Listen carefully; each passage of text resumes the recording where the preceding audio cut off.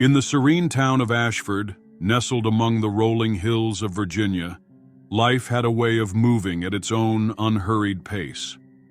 With a population small enough that everyone knew each other's name, Ashford felt like a haven untouched by the chaos of the outside world. At the heart of this tight-knit community stood St. Mark's Church, a modest yet beautiful building with stained glass windows that bathed its pews in colorful light. For the residents, St. Mark's wasn't just a place of worship, it was the soul of their town. Here, celebrations were held, sorrows were shared, and guidance was sought. Presiding over this sanctuary was Father Daniel McKinnon, a man whose presence commanded respect and trust. Having served as the church's priest for over a decade, Father Daniel was known for his eloquent sermons and his ability to mediate disputes with wisdom and authority. To the people of Ashford, he was more than a spiritual leader. He was a pillar of stability. Yet behind his composed demeanor lay a steadfast belief in his own righteousness, a trait that would soon cast a shadow over the community he held together. Maria Grayson, a vibrant 30-year-old woman, was among St. Mark's most cherished members. Her warmth and selflessness were legendary in Ashford. Whether it was organizing Sunday school lessons for the children, running errands for the elderly, or leading charity drives, Maria's life was a testament to kindness. Her radiant smile and unwavering generosity made her a beacon of light in the small town. To everyone who knew her, she was a friend, a helper, and a confidant. But beneath Ashford's idyllic surface, an unthinkable event was about to unfold, one that would forever change how the town viewed its cherished church and its trusted priest. It began on a chilly October morning, the kind where the air carries a hint of frost, and the leaves crunch underfoot. Maria's absence was first noticed during the Sunday service.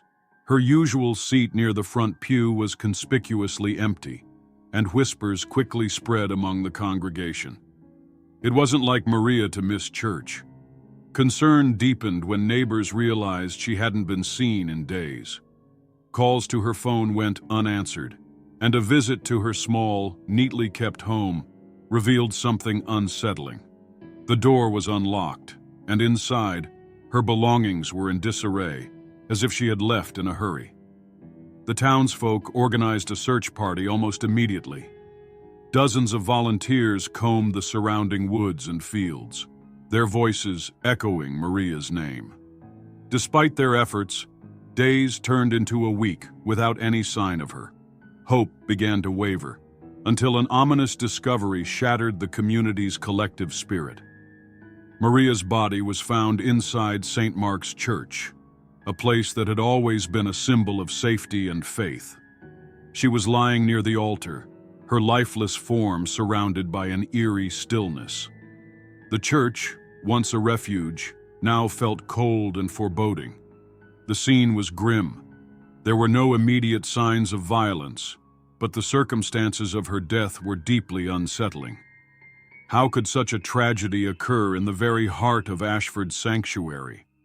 News of Maria's death spread like wildfire, leaving the town in shock. Questions swirled.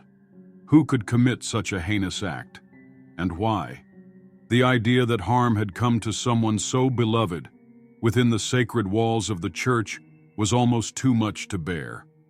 Local authorities, unused to handling anything more serious than petty theft, were thrust into the unfamiliar territory of a murder investigation. State detectives were called in to assist. As they combed through evidence, the story of Maria's final days began to take shape.